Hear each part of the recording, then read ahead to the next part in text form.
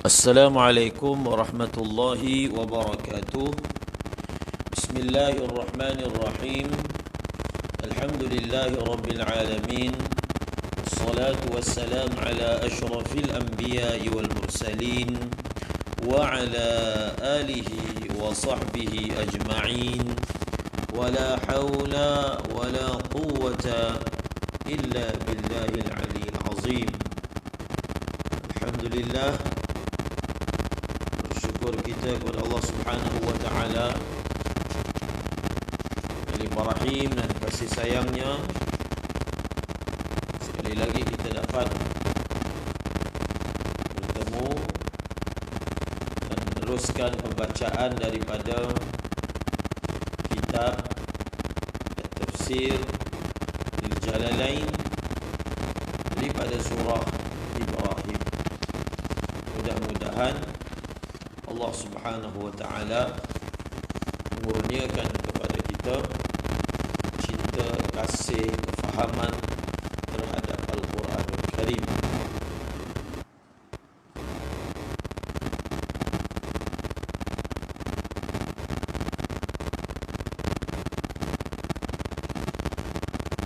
Sebelum saya meneruskan pembacaan daripada kitab At-Tafsir Lil-Jalalain,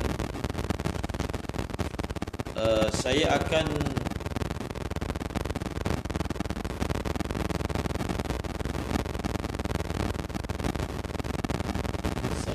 membaca daripada kitab Ulumul Quran,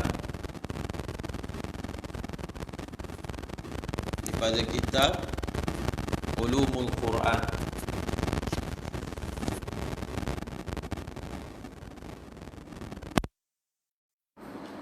Daripada kitab Ulumul Quran,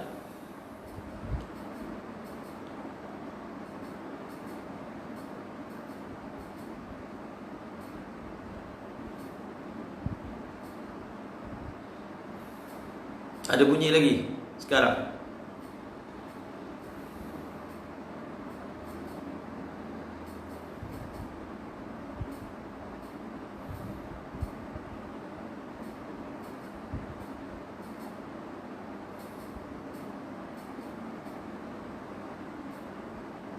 Okey dah bunyi.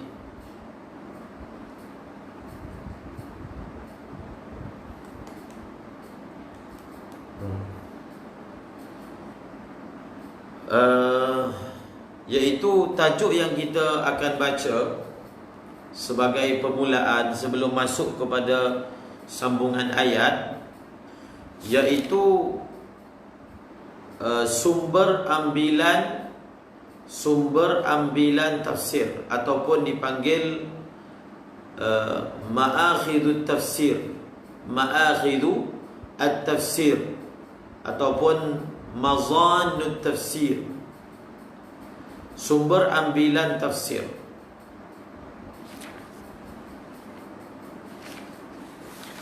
Mufti Taqi Uthmani ketika membahaskan tentang ma'akhidut tafsir, apa kata beliau?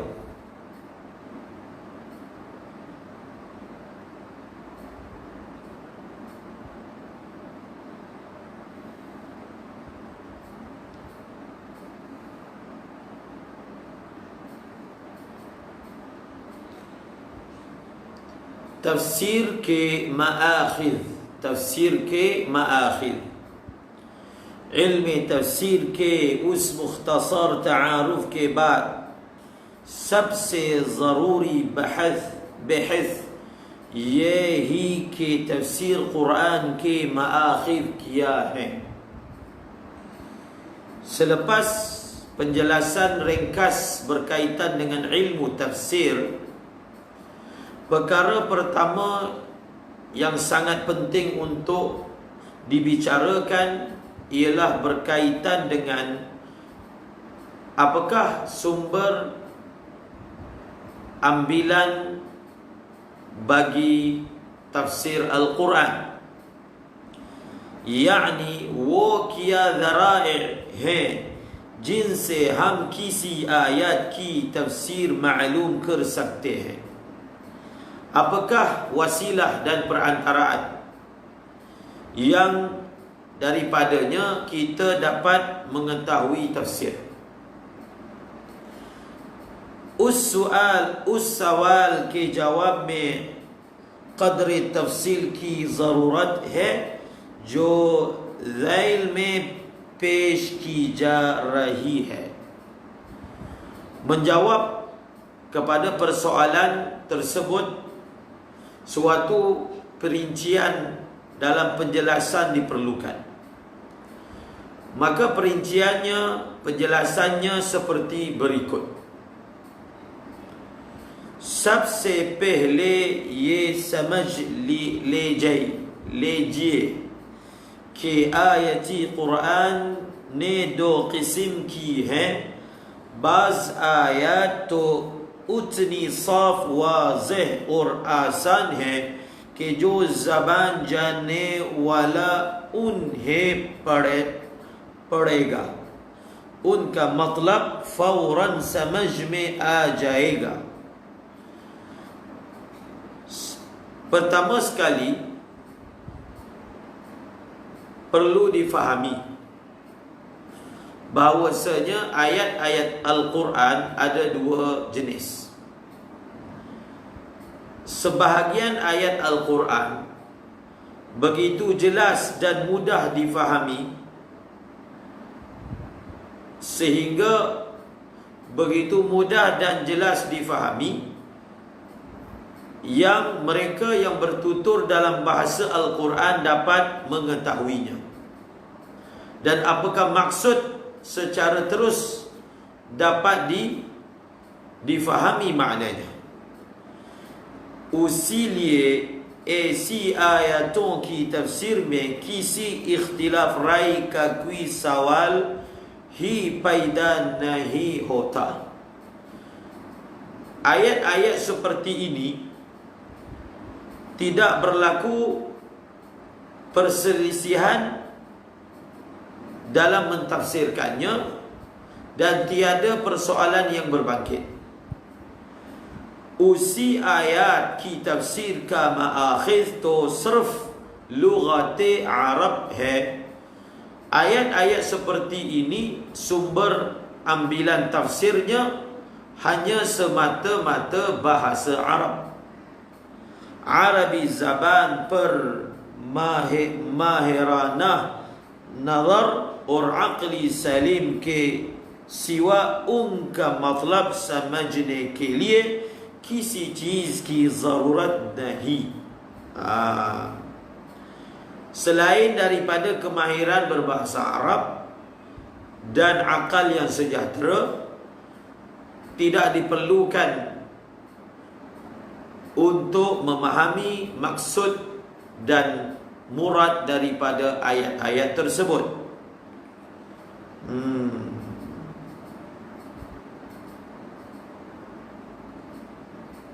Kemudian jadi faham poin yang pertama ni, ada ayat-ayat Al-Quran modal untuk tahu tafsirnya ada dua je. Pertama, kemahiran bahasa Arab. Yang kedua, akal yang sejahtera. Kemahiran bahasa Arab. Dan yang kedua, akal yang sejahtera. Tetapi दूसरी किस्म उन आयात की है जिनमें कोई इजमाल, इबहाम या तशरीही दुश्वारी पाई जाती है या उनको पूरी तरह समझने के लिए उनके पूरी पस मंजर को समझने की ज़रूरत है या उनसे दक़ीक़ कानूनी मसाइल या गहरी असर होते हैं. ऐसी आयत की तशरीह के लिए महज ज़बान दानी काफ़ी नहीं, बल्कि उसके लिए बहुत सी मालूमात की ज़रूरत है. आगे उस किस्म की आयत की तफसीर के माखिद बयान किए जा रहे हैं. ayat Quran jenis yang kedua adalah ayat yang di dalamnya ada ijmal, ibham, ataupun penjelasannya sukar, didapati kesukaran dalam menjelaskannya, ataupun ayat-ayat yang untuk memahaminya dengan baik perlu dilihat setiap sudut dan setiap aspek, ataupun ayat-ayat Al-Quran yang daripadanya diistimbatkan hukum hakam dan asrar dan ma'arif yang mendalam. Maka ayat-ayat yang seperti ini tidak berpada dengan kemahiran bahasa. Bahkan untuk mentafsirkannya begitu banyak maklumat dan pengetahuan yang diperlukan. Sebentar lagi akan dijelaskan sumber ambilan tafsir bagi ayat-ayat jenis yang kedua ini.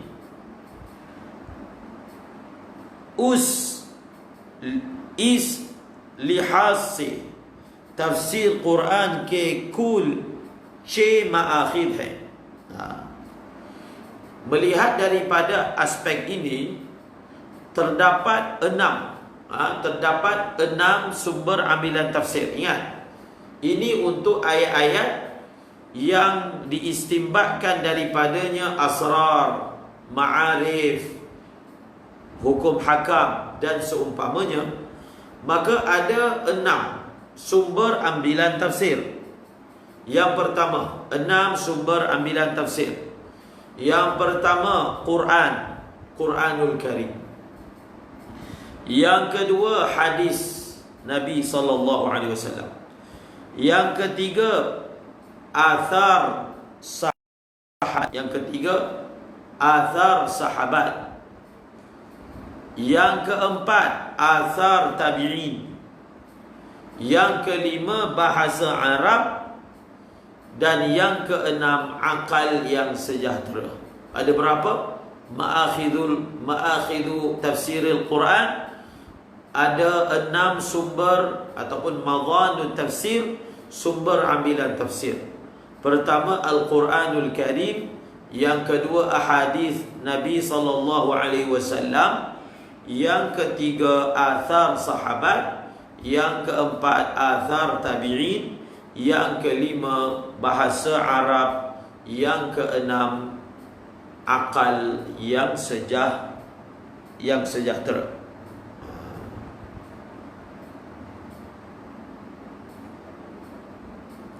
Berikut akan dijelaskan dengan sedikit perincian berkaitan setiap satu daripada 6 sumber ambilan tafsir yang telah disebutkan. Maka setelah ini Mufti Taqi telah menjelaskan setiap satu daripada sumber-sumber ambilan bagi ilmu tafsir. Okey.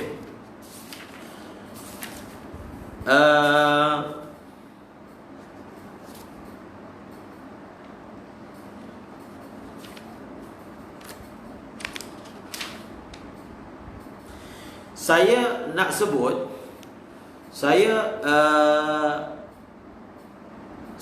ingin sebutkan, kan kita ada 6 dan kita tidak dapat menyebut secara terperinci ke-6 tersebut pada pagi ini. Tetapi saya nak baca yang nombor 5 dan nombor 6 sebab dia pendek sedikit. Nombor 5, nombor 6, iaitu sumber ambilan tafsir jenis ataupun bahagian bahasa Arab dan juga akal yang sejahtera. Kita tengok.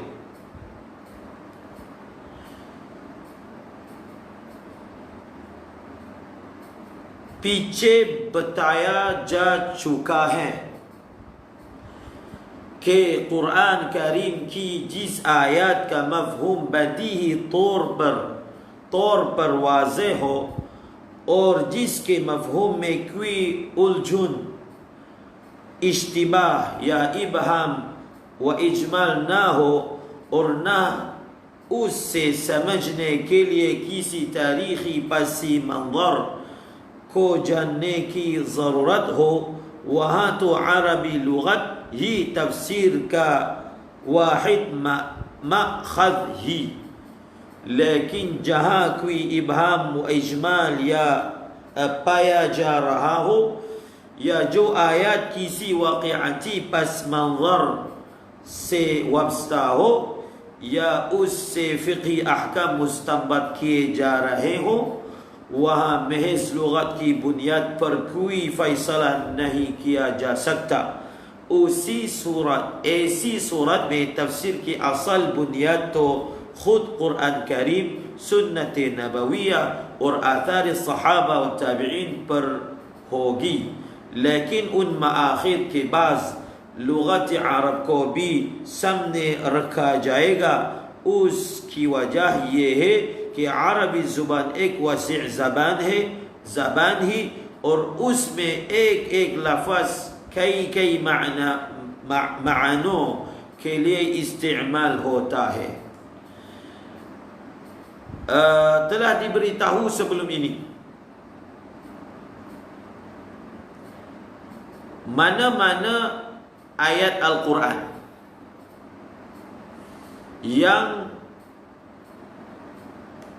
yang maksud dan maknanya jelas dan tiada sebarang kekeliruan, ibham dan ijmal di dalam ayat tersebut, dan ayat-ayat yang untuk memahaminya tidak perlu disorot tarikh dan sejarah, maka ayat-ayat yang seperti ini sumber tafsirnya satu, yaitu bahasa, kemahiran bahasa. Tetapi ayat-ayat yang mempunyai ibham,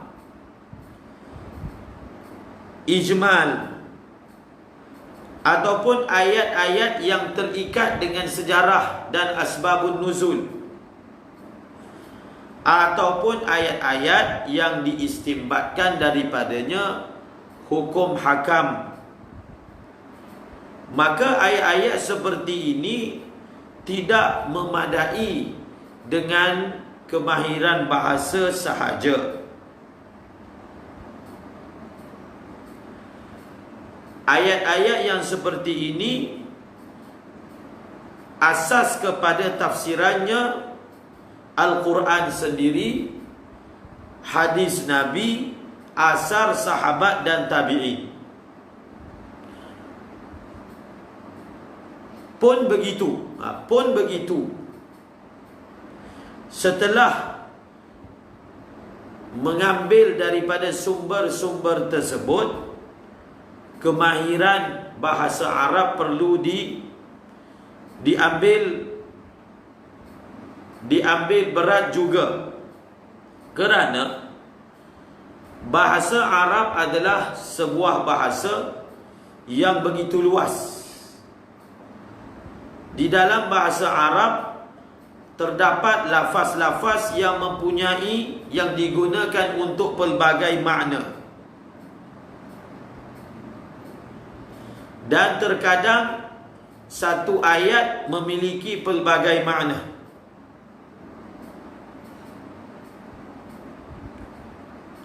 Jadi beliau menyebut, walaupun kita kata sumber ambilannya Al-Quran, hadis, asar sahabat, tetapi mestilah kena tahu bahasa Arab. Sebab hadis itu kan dalam bahasa Arab, ayat Quran lain pun bahasa Arab juga. asar tabi'in pun bahasa Arab juga. Jadi bahasa Arab tu memang asas yang tak boleh lari. Tak boleh lari. Dalam ayat-ayat mana-mana pun bahasa Arab tu memang basic, memang asas. Cuma sumber ambilan tambahan, itu yang disebutkan tadi. Sumber ambilan tambahan iaitu daripada Al-Quran sendiri, daripada hadis Nabi, daripada perkataan tabi'in, dan daripada perkataan sahabat. Lihada صرف لغات کی بنیاد پر ان میں سے کوئی مفہوم معین کرنا مغالطوں کا سبب اسی بنا پر بعض حضرات نے مطلق لغت کا مستقل مآخذ ماننے سے ہی انکار کیا ہے، بلکہ امام محمد کی طرف یہ قول منسوب ہی کہ وہ لغت کی در قرآن کریم کی تفسیر کو مکروہ قرار دیتے ہیں تھے، لیکن علامہ زرکشی فرماتے ہیں کہ ان کا مقصد تفسیر میں لغت کو بالکلیہ نظر انداز کرنا نہیں تھا، بلکہ مقصد یہ تھا کہ کسی آیت کے ظاہر اور متبادر معنی کو چھوڑ کر ایسی معنی بیان کرنا ممنوع ہے جو قلیل الاستعمال اور دو رزکار لغوی تحقیقات پر مبنی ہو۔ ظاہر ہے کہ قرآن کریم عرب کے عام محاورت کے مطابق نازل ہوا، لہذا جن جگہ قرآن و سنت یا آثار صحابت میں کسی لفظ کی تفسیر موجود نہ ہو، وہاں آیت کی وہ تفسیر کی جائے گی جو اہل عرب کے عمومی محاورت میں متبادل طور پر سمجھی جاتی ہو۔ ایسی مواقع پر اشعار عرب سے استدلال کر کے کوئی ایسی قلیل الاستعمال معنی بیان کرنا بالکل غلط ہو جو لغات کی کتابوں میں تو لکھے ہوئے ہیں لیکن عام بول چال میں استعمال نہیں ہوتے۔ Ini penting nih. Ini penting untuk kita faham sumber ambilan tafsir. Oleh kerana itu, semata-mata kemahiran bahasa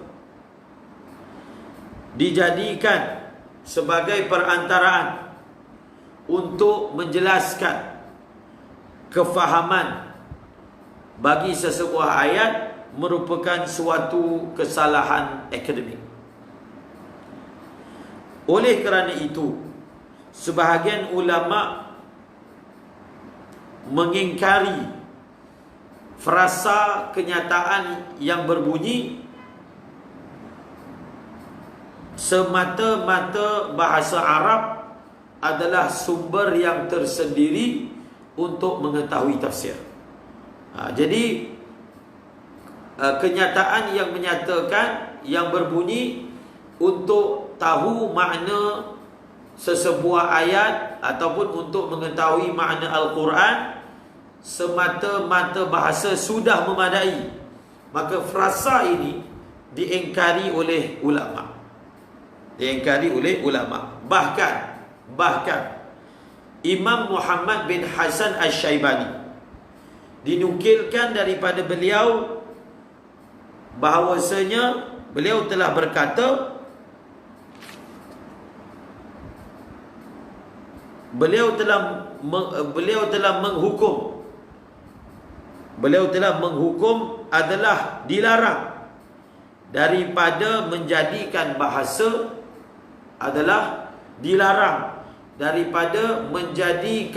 bahasa sebagai sumber, menjadikan bahasa sebagai sumber tafsir. Ini dinukilkan daripada Al-Imam Muhammad bin Al-Hasan Asy-Syaibani.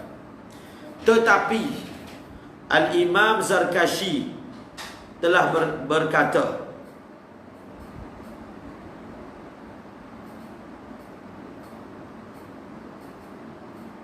bukanlah maksud beliau bahasa Arab tidak diambil kira ketika mentafsirkan sesebuah ayat. Itu bukan maksud beliau. Bahkan maksud beliau ialah meninggalkan makna yang zahir, yang difahami secara spontan daripada sesebuah ayat, kemudian mentafsirkan ayat tersebut dengan makna-makna yang kurang digunakan. Yang kurang digunakan.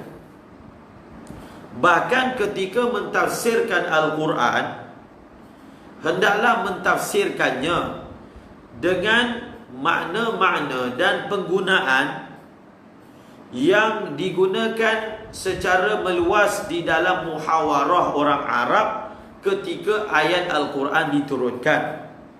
Ketika ayat Quran diturunkan, justru mana-mana tempat di dalam Al-Quran yang tidak ditemui tafsirannya daripada ayat Al-Quran, daripada hadis dan juga perkataan sahabat, maka ayat-ayat tersebut hendaklah ditafsirkan bertepatan dengan makna yang digunakan di dalam muhawarah penggunaan biasa oleh orang-orang Arab ketika ayat itu diturunkan. Ayat-ayat seperti ini mentafsirkan ayat-ayat seperti ini dengan mengambil makna-makna yang jarang-jarang digunakan, dan makna-makna tersebut hanya digunakan dalam syair-syair Arab sahaja, yang hanya ditulis di dalam buku dan kitab tetapi tiada penggunaan dalam seharian. Maka mentafsirkan Al-Quran dengan makna-makna seperti ini adalah suatu kesilapan dan kesalahan. Okey? Dia bagi contoh di sini. Ini penting kaedah ini. उसको एक वाज़ेह मिसाल से समझे।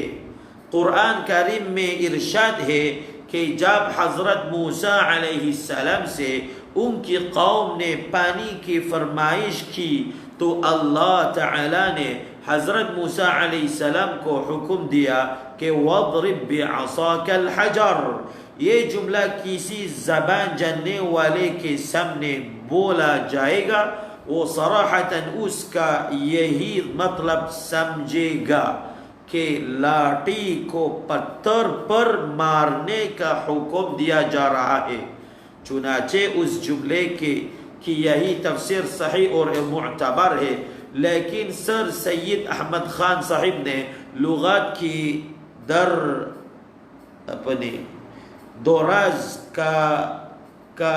दोराज कर हवालों को बुनियाद पर ये दावा किया कि उस जुमला का मतलब यही कि लाठी के सहारे उस चट्टान पर चलो, उसमें इद्रिब के माना मार के बजाय चलो और अल हजर के माना पट्टार के बजाय चट्टान बयान करना एक ऐसी ज़बरदस्ती है जिसकी तायद में अगर लुग़त की किताबों का कोई एक आड़ा हवाला मिल भी जाए तो आम मुहावरत अरब उसको उसके बिल्कुल या तरदीद करते हैं।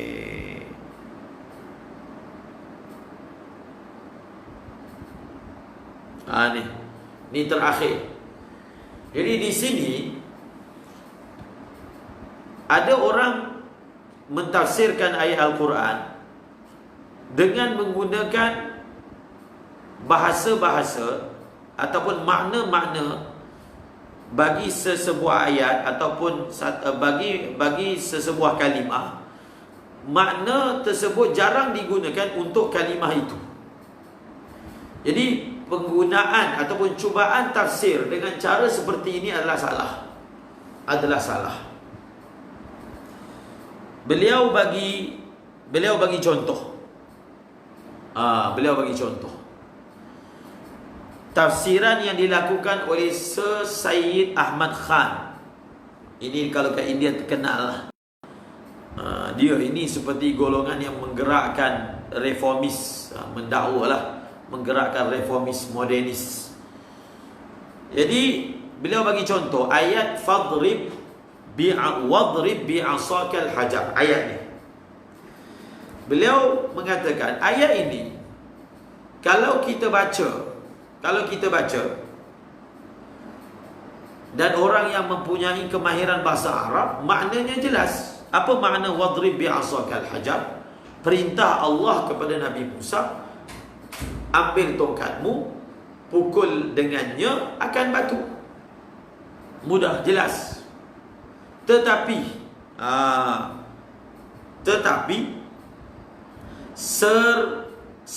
panggil Sir Sayyid Ahmad Khan Aligarh, dia ini terkenal lah, orang yang mana banyak pemikiran yang songsang,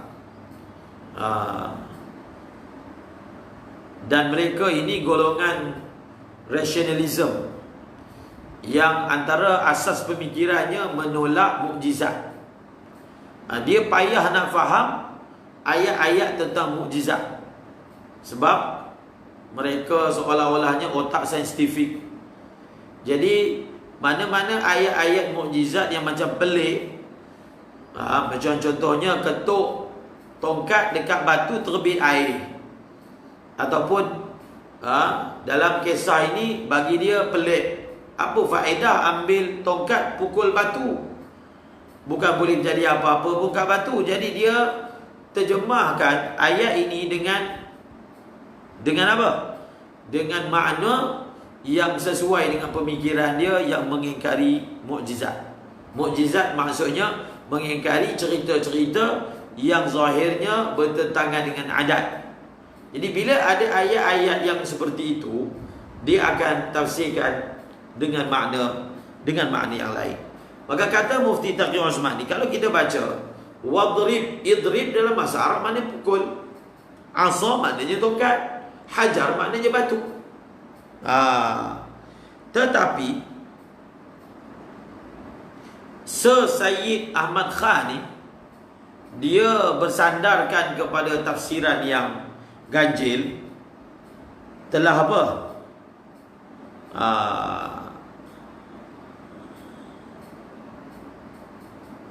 Telah tafsirkan idrib bi'asakal hajar.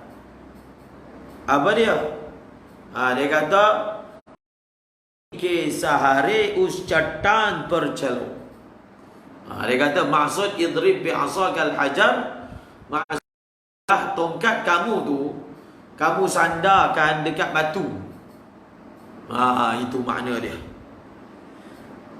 Idrib yang asal makna idrib ni marna maksudnya pukul. Tapi beliau terjemahkan dengan makna sandarkan, letakkan.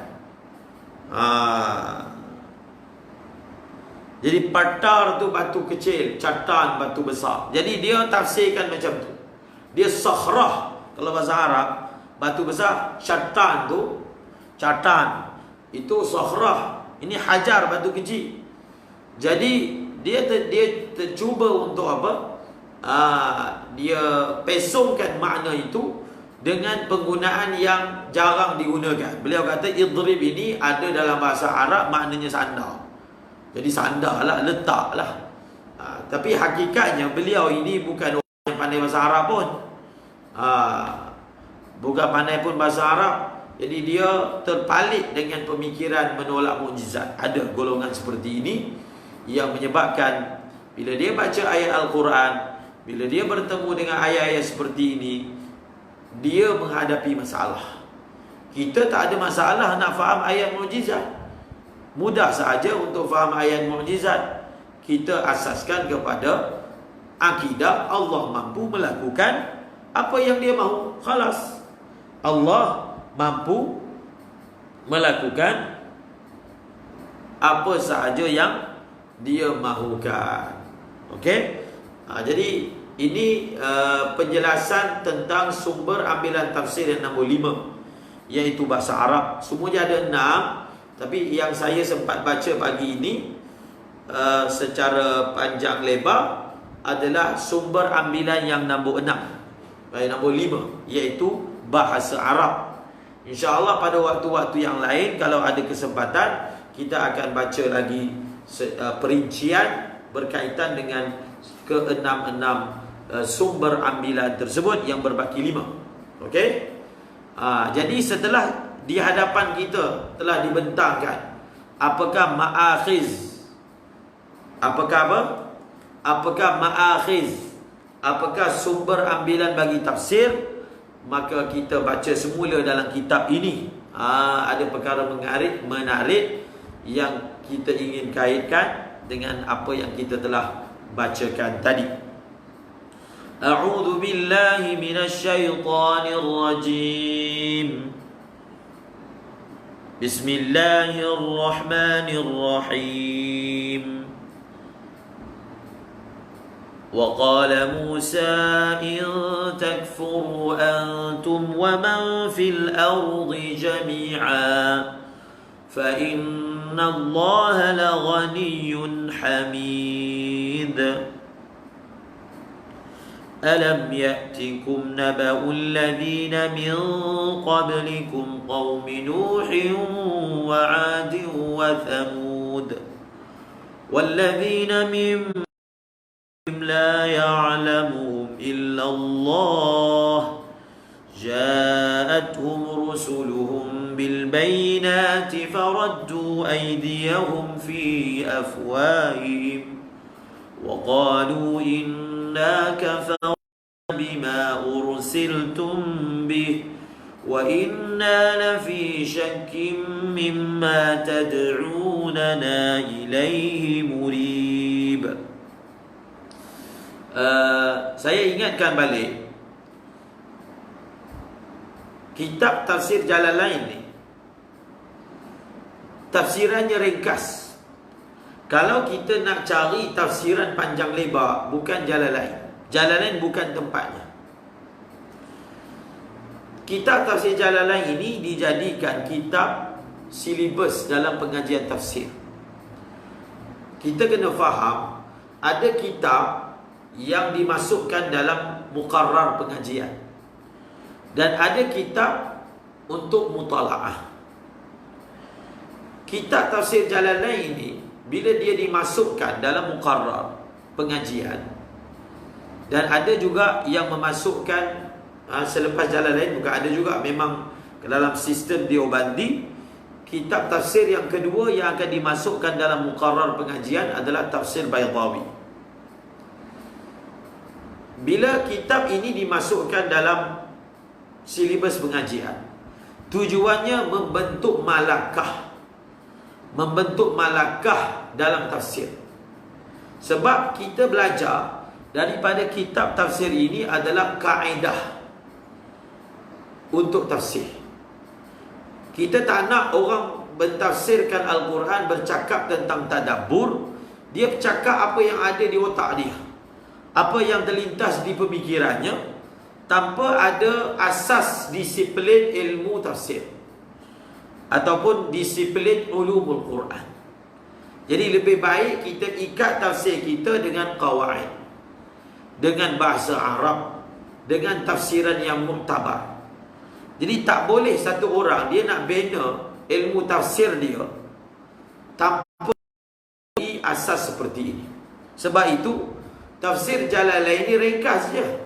Kalau nak cari tafsir yang panjang, surah Fatihah 1 jilid, ada kitab besar. Tetapi sebagai pelajar yang belum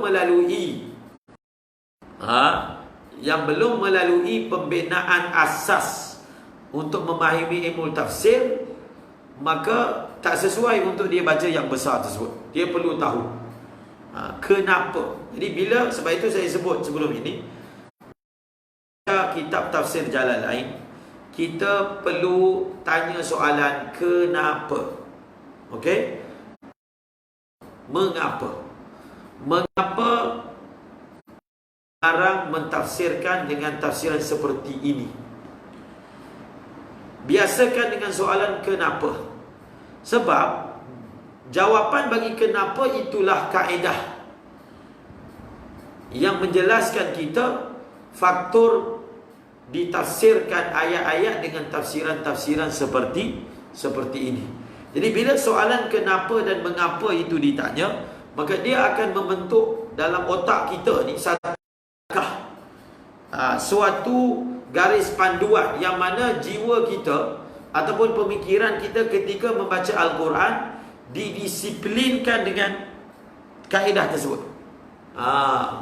Jadi barulah dipanggil tafsiran yang terarah dan terpandu, bukan hanya lintasan hati sahaja.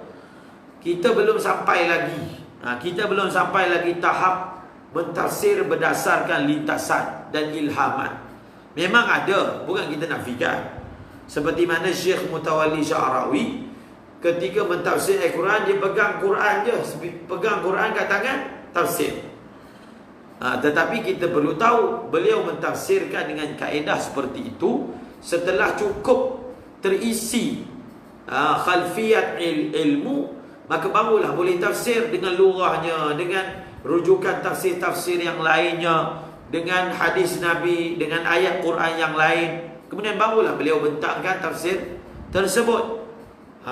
Maka sekali lagi kita ingatkan, itulah maksud daripada kita mempelajari tafsir Jalalain. Oleh kerana itu, kita cuba fokuskan kepada kaedah-kaedah ulumul Quran sepanjang pembacaan kita daripada surah Ibrahim. Dan bukan maksud kita surah Ibrahim semata-mata, tetapi kaedah-kaedah yang diaplikasikan ketika membaca surah ini kita boleh gunakan insya-Allah di dalam surah-surah yang lain. Okey? Semalam saya tak baca tafsir Jalalain, kita baca tafsir Fakhruddin Razi daripada ayat yang saya baru bacakan tadi. Jadi hari ini kita nak baca balik kitab ini. Wa qala Musa, tengok. Wa qala Musa liqaumihi. Wa qala Musa liqaumihi. Nampak? Imam Sayuti telah takdirkan liqaumihi. Wa qala Musa liqaumihi. Takdirkan begitu. Kenapa? Tanya soalan tu. Kenapa? Sebab qala ini adalah terjemahannya telah berkata. Kemudian ayat yang seterusnya, in takfuru, sekiranya kamu kufur. Sekiranya kamu kufur. Jadi kamu tu siapa? Mestilah ada mukhatabnya. Bila disebut ada ayat yang mana satu orang itu dia berkata tanpa ada mukhatabnya. Ada ayat yang satu orang mengucapkan sesuatu perkataan yang berbentuk khitab, tuju cakap. Maka siapakah mukhatabnya? Maka ditakdirkanlah di dalam tafsir mukhatabnya adalah kaumnya. Nabi Musa bukan bercakap dengan pokok, bukan bercakap dengan malaikat. Nabi Musa bercakap kepada kaumnya. Dan sebenarnya saya rasa dalam masalah mukhatab kepada perkataan Nabi Musa ini tiada perselisihan ulama. Sebab kalau kita melihat siap pembawaan ayat, kita memang dapat tahu dah mukhatab bagi ayat in takfuru antum wa man fil ardi jami'a, mukhatabnya adalah siapa? Mukhatabnya adalah kaum Nabi Musa. Nampak? Dan inilah juga sebab liqaumihi itu dihazafkan. Liqaumihi itu dihazafkan. Sebab apa dihazafkan? Dihazafkan walaupun tidak disebutkan liqaumihi, sudah diketahui siapakah yang dikhitabkan dengan perkataan in takfur. Ingat balik dalam ilmu balaghah antara sebab-sebab hazaf lil ilmi bil mahdzuf, kerana mahzuf itu dapat diketahui walaupun tanpa menyebutnya, tetapi bila dalam tafsir dizahirkan balik. Nampak tak? Itu kaedahnya. Wa qala Musa in takfuru antum wa man fil ardi jami'a. Wa qala Musa, perkataan Nabi Musa ini dalam Hasyiah menyebut beliau telah ucapkan setelah melihat.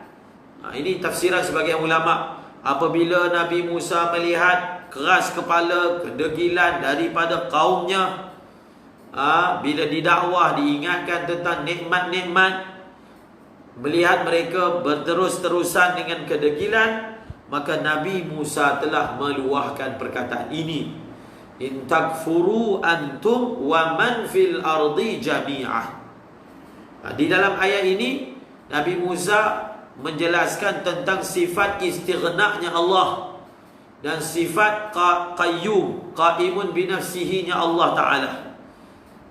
Jadi ayat ini bukan hanya relevan ditujukan kepada Bani Israel, tetapi relevan digunakan hatta kepada manusia yang engkar sampai hari kiamat.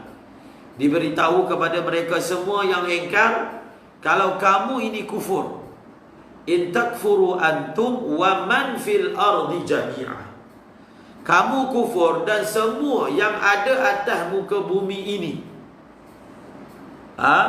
kufur. Dalam tafsir Baydawi ditafsirkan wa man fil ardi jami'ah minats thaqalain, daripada jin dan manusia. Sebab yang makhluk-makhluk yang ada ihtimal kufur ni dua je. Pertama manusia, yang kedua jin. Jadi kalau ditakdirkan, kita boleh cakap dengan ayat takdir macam tu. Dalam hadis Qudsi pun ada. Kita boleh cakap dengan ayat takdir macam tu. Sebab apa? Sebab kalau dikatakan wa man fil ardi jami'a tu termasuk Nabi pun, kalau diandaikan, ini dipanggil ayat fardiyah. Boleh tak disebut ayat fardiyah seperti itu? Jadi boleh. Kalau kamu dan semua yang ada atas muka bumi ini, pada ketika ini, mungkin pada zaman Nabi Musa ada Nabi lain, diandaikan kalau tak ada satu orang pun yang beriman, sedikit pun tidak mengurangkan kurniaan Allah, tidak mengurangkan kemuliaan Allah. In takfuru antum wa man fil ardi jami'a fa innallaha laghaniyyun min khalqihi. Ditafsirkan di sini, maka ingat, sesungguhnya Allah itu maha kaya daripada makhluk ciptaannya, dan Allah Subhanahu wa ta'ala maha terpuji pada apa yang dia telah lakukan kepada mereka. Semalam saya dah terangkan tentang makna laghaniyun dengan makna hamid, dan apa perkaitan antara ghani dan juga hamid. Apa perkaitan antara ghani dan apa perkaitan pada hamid. Okey. Seterusnya, alam ya'tikum istifham taqriri. Alam ya'tikum ini istifham taqrir.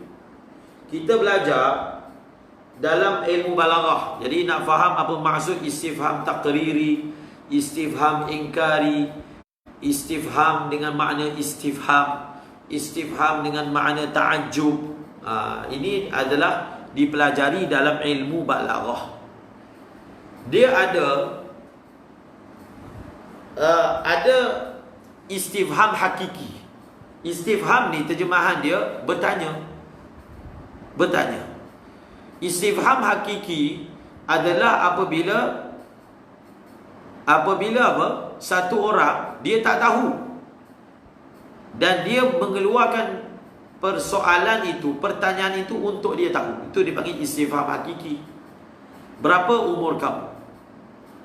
Berapa umur kamu? Dia memang tak tahu umur orang tu berapa, lalu dia tanya soalan tu. Itu dipanggil istifham hakiki. Ada juga istifham takriri. Istifham takriri ni dia dah tahu Dia bukan keluarkan soalan pertanyaan tu untuk tahu, tetapi untuk mengesahkan, untuk mengisbatkan lagi fakta tersebut. Contohnya, bukankah semalam kamu yang datang lambat? Bukankah semalam saya dah bagi tahu? Kan ayat dia macam tu. Bukankah semalam saya dah bagi tahu? Jadi takkanlah dia tak tahu dia dah bagi tahu ke belum? Dia dah tahu. Kenapa dia sebut ayat bukankah saya dah bagi tahu semalam? Jadi istifham itu dipanggil takriri, untuk dia nak apa? Untuk dia nak minta pengakuan daripada orang yang ditanya itu. Orang tu kata, ya cikgu dah bagi tahu. Itu dipanggil istifham untuk takrir, untuk isbatkan perkara yang ditanya itu, bukan untuk tahu. Dia dah tahu. Itu dipanggil istifham takriri. Ada juga istifham ingkari. Ada istifham ingkari. Jadi ayatnya ayat macam tanya, tapi dia sedang ingkar. Dia sedang ingkar pada perkara yang ditanya tersebut, yang dibawa huruf istifham. Kamu buat lagi? Kamu buat lagi? Ayatnya ayat tanya kan? Dia memang nampak orang tu buat. Dia nak tanya apa lagi? Kalau kamu buat ke? Kamu yang buat ke? Itu istifham hakiki. Kamu buat lagi? Dah cakap banyak kali, kamu buat lagi. Itu dipanggil dia ingkar. Dia ingkar atas perbuatan orang tu buat lagi. Bukan dia nak tanya, bukan dia nak takrir, tapi dia nak ingkar, menyatakan keingkaran atas perbuatan orang tersebut. Itu dipanggil istifham ingkari. Ada juga istifham dengan makna ta'ajub. Ta'ajub, dia sebut ayat tanya tu ayat pertanyaan, tapi untuk melahirkan rasa ta'ajub. Oh, dia yang buat ni. Oh, dia yang buat ni. Hebat kan? Jadi itu dipanggil istifham ta'ajub. Jadi ayat di sini adalah istifham takriri. Sebab apa? Nabi Musa dah tahu. Nabi Musa sudah tahu tentang apa yang beliau sebutkan. Bukan Nabi Musa tak tahu. Berita tentang umat-umat yang terdahulu telah sampai kepada Bani Israel. Nabi Musa lah yang bagi tahu kepada mereka. Jadi maknanya, sebab itu istifham di sini tidak bolehlah dikatakan istifham hakiki. Istifham hakiki hanya dibuat oleh orang yang jahil pada perkara yang ditanya. Sedangkan Nabi Musa bukan jahil pada perkara yang ditanya. Ini pun salah satu daripada kerja ketika belajar tafsir, menentukan huruf-huruf istifham. Apa makna di sebalik huruf istifham tersebut? Sebab macam contoh kan, alam ya'tikum didatangkan dengan huruf istifham. Tetapi kita masa baca ayat Quran, ketika baca tafsir, cuba tengok, cuba jenguk istifham yang ada pada ayat, sesebuah ayat, istifham jenis apa. Sebenarnya kalau kita selalu baca tafsir, kita akan boleh tentu sendiri. Kita boleh tentukan sendiri istifham dalam ayat ni istifham takriri, istifham dalam ayat ni istifham kita boleh buat sendiri. Macam mana kita boleh buat? Dengan kita biasa membaca tafsiran ulama. Bila kita baca tafsiran ulama, kita dah boleh nampak tempat-tempat mana yang kita boleh kata ini istifham takriri, tempat mana pula yang kita boleh kata ini istifham ingkari. Jadi ini kata Nabi Musa kepada Bani Israel, alam ya'tikum istifham takriri, naba'ul ladzina min qablikum, bukankah telah datang kepada kamu, wahai Bani Israel, berita tentang orang-orang yang sebelum kamu. Semalam kita dah ingatkan, salah satu daripada uslub dakwah para nabi mengingatkan kaumnya kisah-kisah orang yang terdahulu.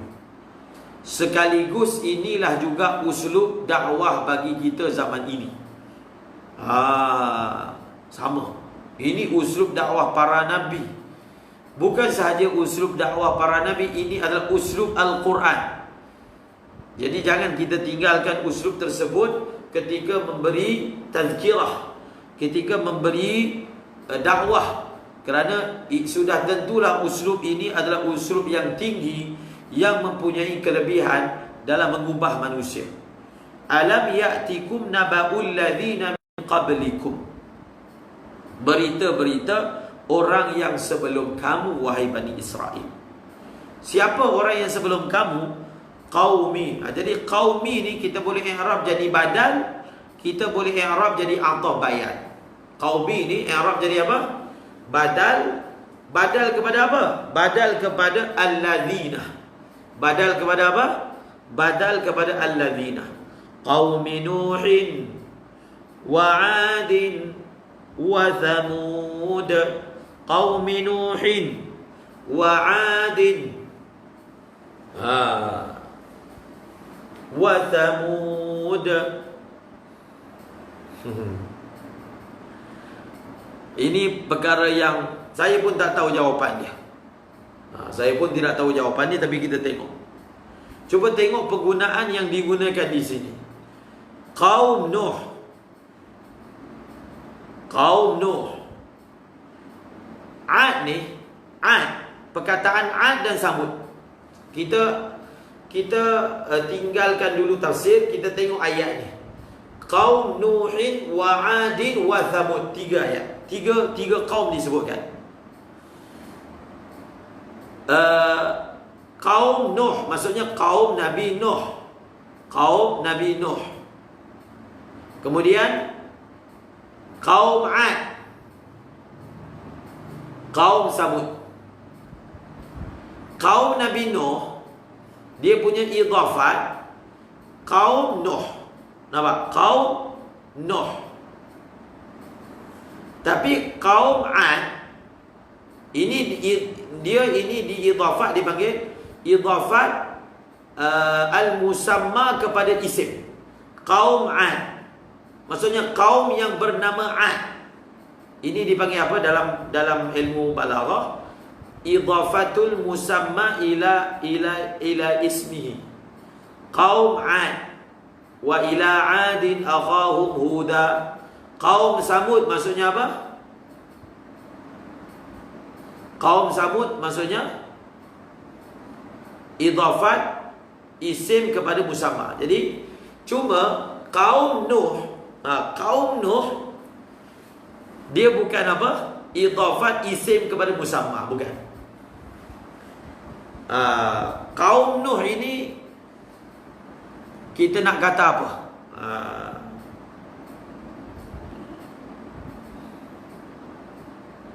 Mungkin kita kata idhafat kul ilal juz, idhafat kul ilal ba'. Jadi Nabi Nuh sebahagian daripada kaumnya.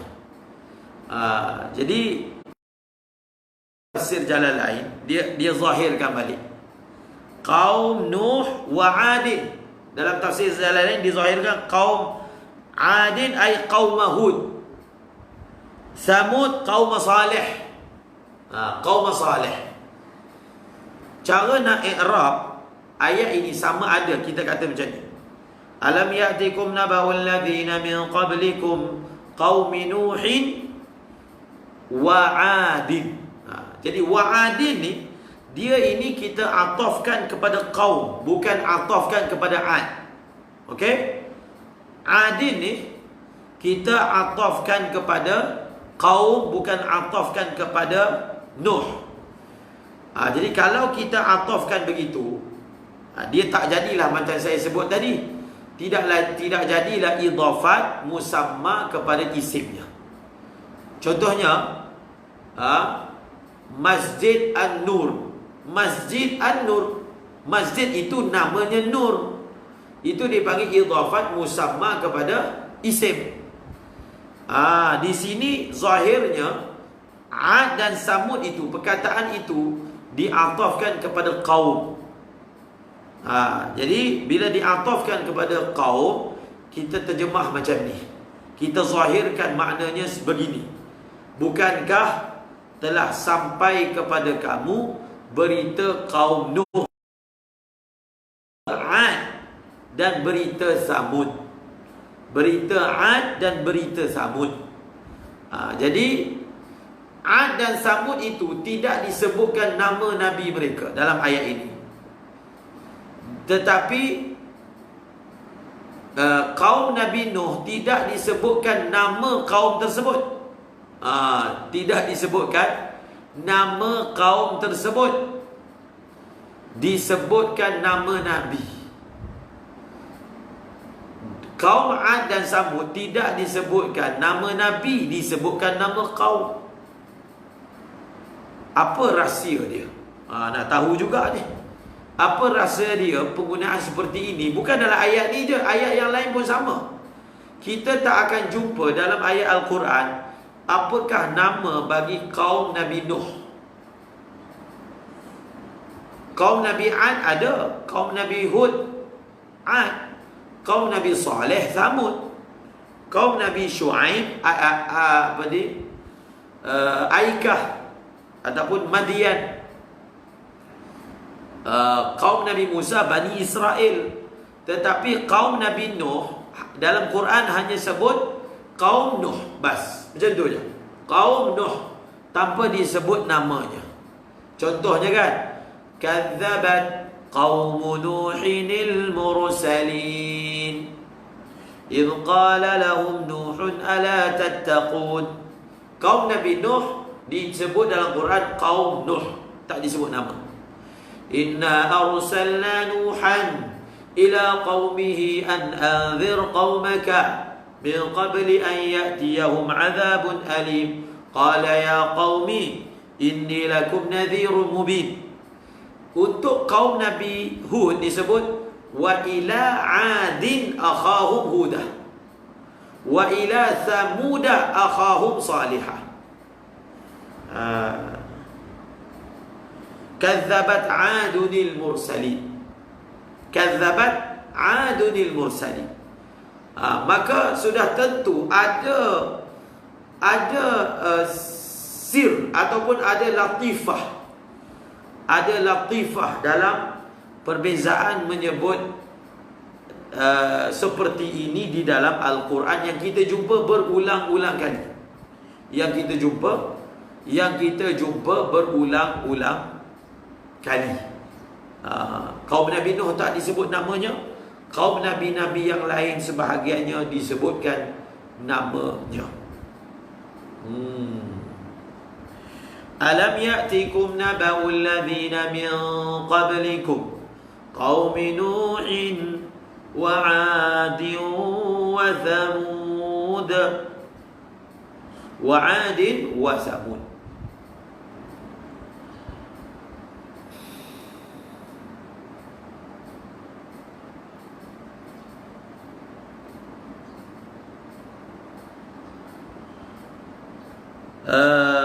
Saya tak dapat jawab soalan tu. Nanti kita cari apa dia punya sirnya. Walladzina min ba'dihim, tadi i'rabnya qaum Nuh wa 'ad wa thamud. Qaum Nuh, 'ad dan Thamud itu dia adalah badal ataupun ataf bayan. Walladzina min ba'dihim la ya'lamuhum illa Allah. Walladzina min ba'dihim la ya'lamuhum illa Allah likatharatihim. Walladzina min ba'dihim la ya'lamuhum illa Allah, ini pun telah dibahaskan semalam. Boleh tengok balik ayat walladzina min ba'dihim la ya'lamuhum illa Allah. Siapa yang ada hasyiah Kamalin boleh tengok perbahasan tentang i'rabnya. Walladzina min ba'dihim ini ada dua tafsiran asasnya. Pertama, walladzina min ba'dihim, waw itu waw ataf. Yang kedua, waw itu waw istinaf. Jadi kalau kita i'rab dia sebagai waw itu waw ataf, maka alladzina min ba'dihim ni ataf kepada jumlah. Jumlah apa? Dia ataf kepada jumlah alladzina min qablikum, ataupun Dia ataf kepada qaum Nuhin wa 'adin wa Thamud walladzina min ba'dihim. Ataf kat situ. Kalau kita kata waw itu waw istinaf, jumlah walladzina min ba'dihim itu mubtada, la ya'lamuhum illa Allah itu khabar. Jadi bila kita i'rab yang begitu, jumlah ini dipanggil jumlah mu'taridah. Kalau kita jadikan dia sebagai waw istinaf. Kalau kita jadikan waw itu waw ataf, seperti mana saya sebutkan tadi, la ya'lamuhum illallah akan jadi jumlah mu'taridah. Akan jadi jumlah mu'taridah. Ini kena ingat balik kawaid i'rab dalam tafsir. Saya dah baca dah dulu daripada kitab Al-Qawaidul Asasiyah fi Ulumil Quran. Apakah kaedah dalam menerangkan ihtimal-ihtimal i'rab dalam ayat Al-Quran? Dia ada kaedah dia. Tapi kaedah dia paling asas, jangan bawa ihtimal yang terlalu baik bagi tafsiran Al-Quran. Tapi kalau ada pelbagai ihtimal, ketika tafsir sebut semua sekali. Ihtimal itu dia sekata ataupun setara sahaja, maka sebut semua sekali. Cuma dalam banyak-banyak ihtimal itu ada ihtimal yang lebih baik. Walaupun ada 2-3 i'rab yang boleh diihtimalkan, tetapi kalau kita i'rab dengan ini lagi bagus. Jadi walladzina min ba'dihim la ya'lamuhum illallah likathratihim. Likathratihim. Okey, kita tengok perkataan Jalalain likathratihim. Likathratihim ini adalah bayan, menerangkan kenapakah golongan-golongan yang datang selepas kaum 'Ad, kaum Nuh, kaum Samud ini tidak mengetahui tentang mereka ini melainkan Allah. Melainkan Allah.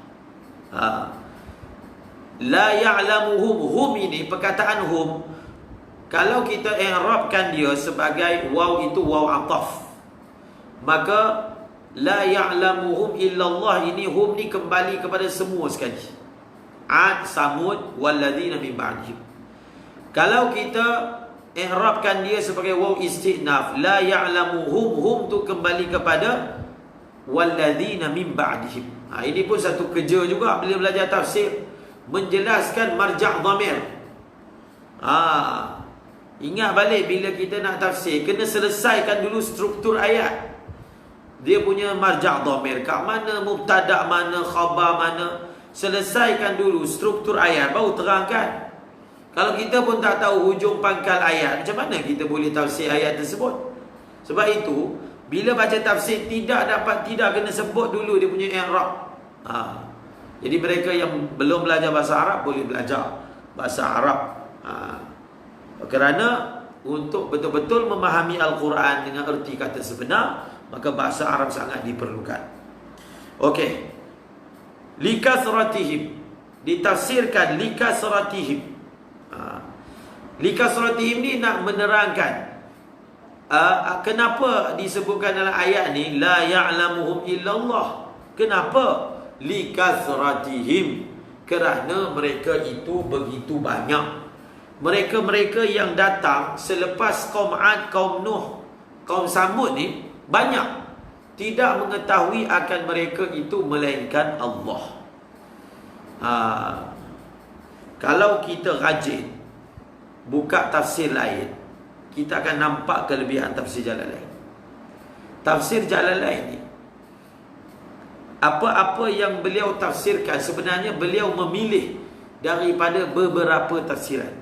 Contohnya kan macam ayat ni, la ya'lamuhum illallah, ada 2 tafsiran. Semalam saya dah baca petik daripada tafsir apa? Tafsir Fakhruddin Ar-Razi. Apa maksud la ya'lamuhum illallah? La ya'lamuhum illallah. Ada yang mentafsirkan la ya'lamuhum illallah, tidak mengetahui tentang umur mereka, tidak mengetahui tentang sifat-sifat mereka. Itu satu tafsiran. Satu lagi tafsiran, tidak mengetahui akan mereka tu maksudnya la ya'lamu zawatahu, tidak mengetahui zat mereka itu. Satu, tidak mengetahui sifat, perincian kehidupan. Yang kedua, la ya'lamu la ya'lamuhum la ya'lamu awsafahum. Satu lagi, la ya'lamuhum la ya'lamu zawatahum. Tidak mengetahui zat mereka itu, siapa mereka. Zat itu maksudnya siapa mereka, melainkan Allah.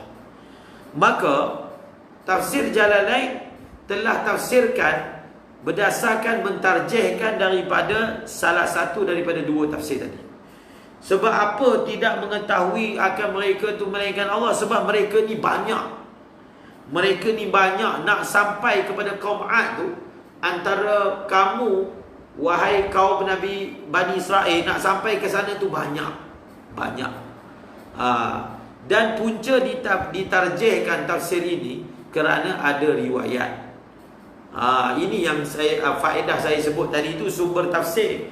Sebab Sayyidina Abdullah bin Mas'ud bila baca ayat ni, bila baca ayat ini, beliau kata kadzaban nasabun, berdustalah orang-orang ahli nasab. Apa maksud berdusta? Bila mereka cuba untuk memperincikan silsilah semua bangsa sampai ke atas, sedangkan Allah mengatakan la ya'lamuhum illallah. Jadi macam mana mereka boleh perincikan, tahu dia punya zat-zatnya, sebut nama fulan fulan fulan, sedangkan Allah sebut la ya'lamuhum illallah. Kadzaba an-nasabun. Nampak tak? Jadi rupa-rupanya tafsir Jalalain ini ada dua tafsir tentang ayat ni. Beliau pilih satu sebab tafsiran ini lebih muafik dengan asar sahabat. Tafsiran ini lebih muafik dengan asar sahabat, iaitu siapa? Abdullah bin Mas'ud. Nampak tak? Ini caranya. Sebab itu kita akan tanya soalan, kenapa ditafsirkan dengan likasratihim? Bila cek kitab tafsir besar, rupanya dalam ayat ini ada beberapa tafsiran yang dipilih oleh Jalalain ini mempunyai sudut-sudut tarjih tertentu. Okey.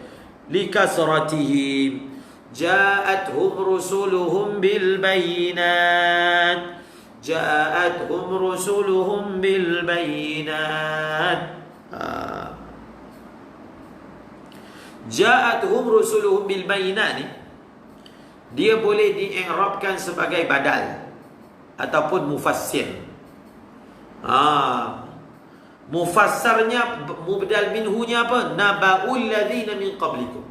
Naba'ul ladzina min qablikum itu adalah mubdal minhu. Ja'atuhum rusuluhum bil bayyinat, ini adalah badal. Tapi dalam syarah tafsir dia tak sebut badal, dia sebut mufassar minhu. Mufassir dengan mufassar. Telah datang, bukankah telah datang berita orang-orang yang terdahulu kepada kamu? Berita tu berita apa? Ini beritanya ja'atuhum rusuluhum. Nampak tak? Jadi ja'atuhum rusuluhum ini kita i'rabkan dia sebagai mufassir.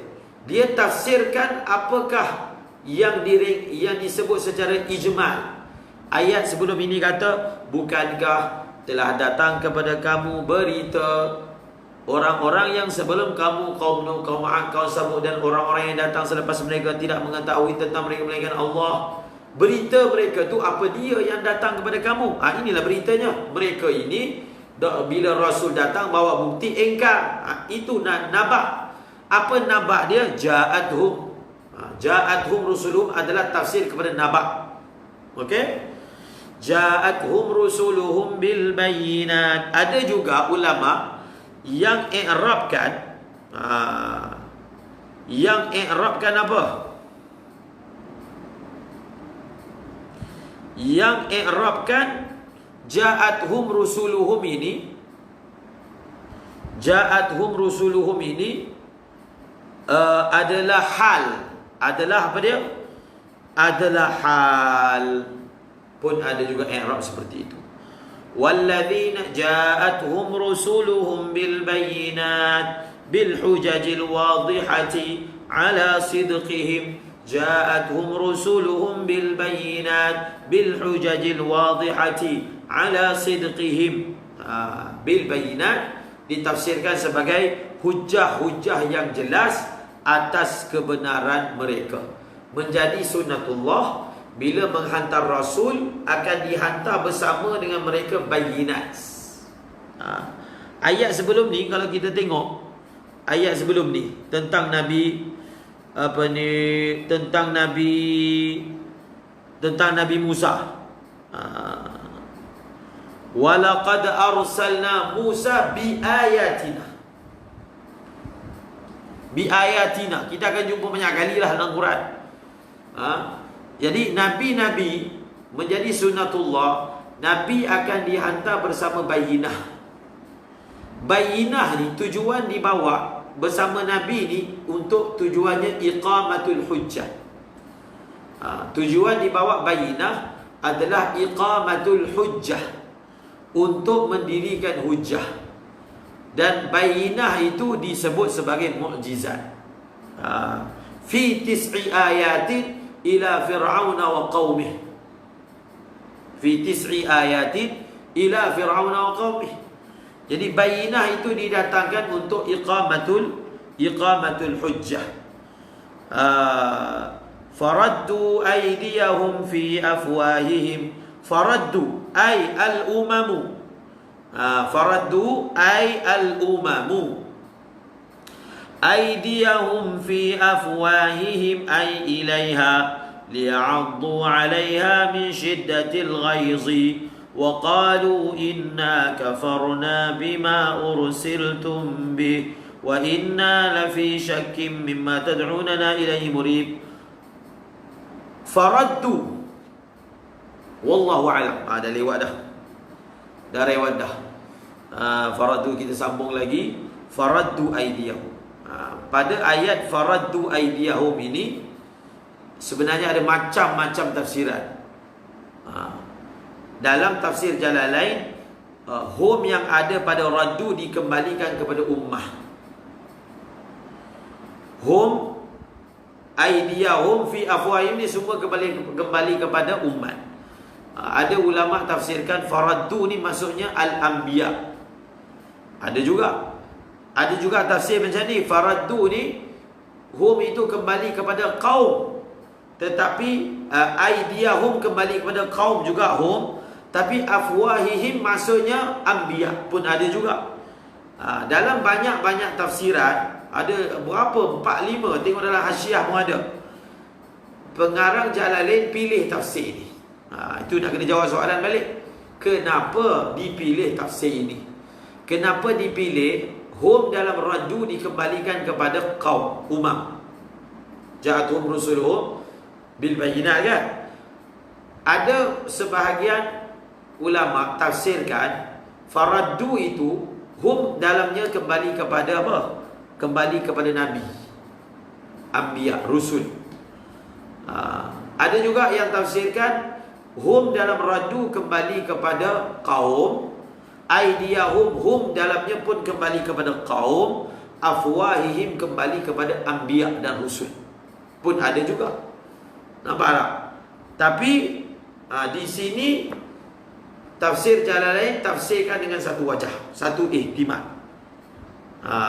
Beliau telah maknakan faraddu aydiyahum fi afwahihim dengan satu makna ilaiha li'addu 'alaiha min syiddatil ghais. Maksudnya bila nabi-nabi datang dakwah, kaum dia letak tangan dekat mulut, gigit jari kerana mereka begitu marah dengan dakwah tersebut. Ini satu tafsiran. Ada enam tafsiran dalam kitab tafsir Baydawi, pelbagai. Jadi pelajaran kita bagi kitab tafsir Jalalain akan menjadi menarik bila kita dapat jelaskan kenapa beliau memilih tafsiran ini. Menjawab soalan itu akan memberi kita satu lagi input dalam ilmu tafsir yang akan membentuk malakah, bentuk malakah dalam diri kita. InsyaAllah kalau ada rezeki kita sambung lagi esok hari. Wallahu a'lamu bis-shawab wa ilaihil marji'u wal ma'ab. Kalamun qadimun la yumallu sama'uhu, tanazzaha an qawlin wa fi'lin wa niyati, bihi ashtafi min kulli da'in wa nuruhu, dalilun liqalbi 'inda jahli wa hirati, فيا رب متعني بسر حروفه ونور به قلبي وسمعي ومقلتي وسهل علي حفظه ثم درسه بجاه النبي والآل والصحابة آمين برحمتك يا أرحم الراحمين آمين. السلام عليكم.